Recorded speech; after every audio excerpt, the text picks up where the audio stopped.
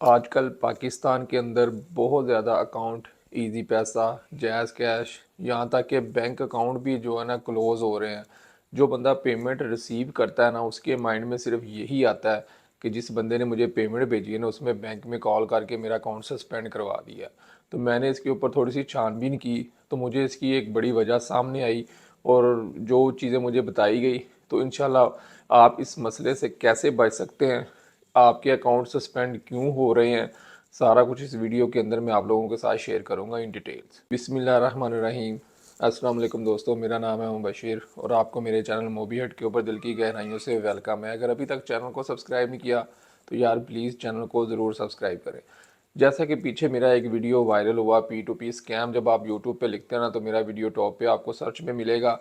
पाकिस्तान के अंदर आजकल आप चाहे OKX है, बाइनेंस है या जहाँ से मर्ज़ी आप P2P पे अगर परचेजिंग कर रहे हैं तो अक्सर लोगों के अकाउंट ना सस्पेंड हो रहे हैं। तो थोड़ी सी इसके ऊपर मैंने छानबीन की तो पता चला कि इसके पीछे आपका जिस बंदे ने आपको पेमेंट भेजी है ना वो मुलव्वस नहीं है। ये गवर्नमेंट की एजेंसीज और यहाँ तक कि बैंक जो मुलाजमीन हैं वो इस चीज़ के अंदर मुलव्वस है। क्रिप्टो करेंसी के अंदर जो भी ट्रांजैक्शन की जा रही है ना, जिस अकाउंट के ऊपर क्रिप्टो ट्रांजैक्शन की जाएगी वो अकाउंट को सस्पेंड कर दिया जाता है। तो मैंने एक बैंक वाले से पूछा, यार ये आजकल जो अकाउंट बंद हो रहे हैं ये क्यों हो रहे हैं? वो कहता जी फेक ट्रांजैक्शंस की वजह से। तो फेक ट्रांजैक्शन क्या होती है और आप इससे किस तरह बच सकते हैं? अगर आप क्रिप्टो की ट्रांजैक्शन भी कर रहे हैं तो आपने इसको किस तरह सेव एंड है कि आपने इसको करना है। सबसे पहले जब आप P2P पे परचेजिंग करने जाते हैं तो आपने 50,000 से ज़्यादा की परचेजिंग नहीं करनी, या अगर आप सेल कर रहे हैं तो आपने फिर भी 50,000 से ऊपर सेल भी नहीं करना अपना कोई भी जो एसेट है। तो अगर आप इससे ऊपर की ट्रांजैक्शन करेंगे तो वो फिर FBR की नज़र में भी आएगी। आजकल FBR वाले भी नोटिस भेज रहे हैं जो नॉन फाइलर हैं। बहुत ज़्यादा लोगों को मैंने बताया अपने कमेंट के अंदर, मेरी कोशिश होती है कि मैं हर बंदे को उसका जवाब दूं।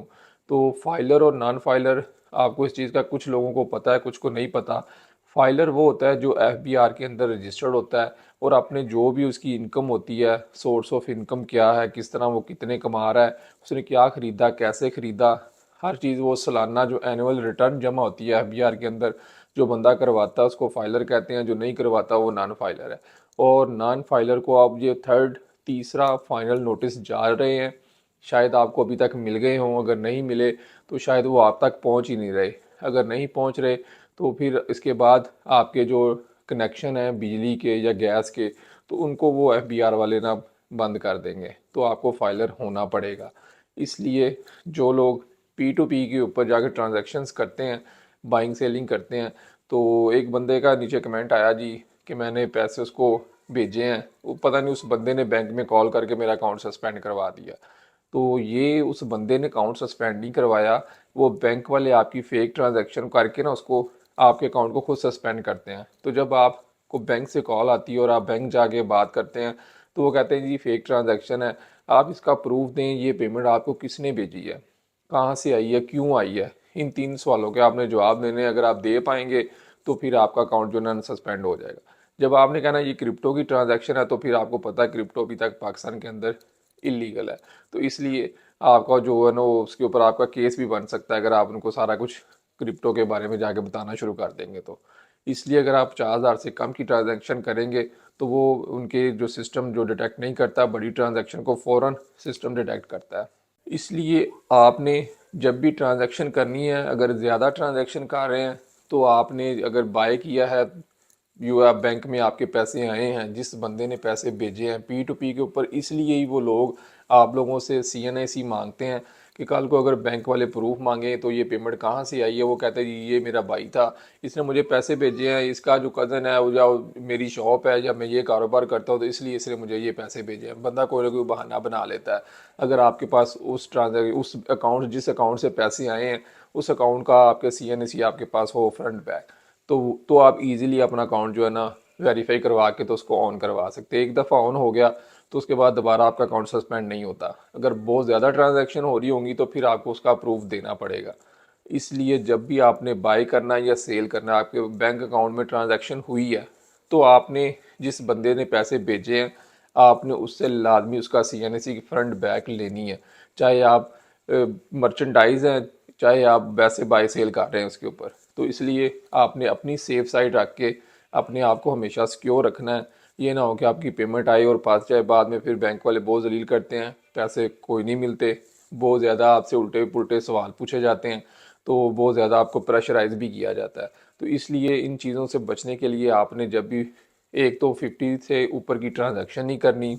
अगर 50 के ऊपर से ट्रांजैक्शन कर रहे हैं तो फिर आपने उस बंदे का CNSE की फ्रंट बैक कॉपी लाजमी लेनी है। जब तक वो नहीं देता तो आपने एसेट रिलीज़ नहीं करना P2P के ऊपर। इन दो तरीक़ों से आप अपने आप को सेव रख सकते हैं।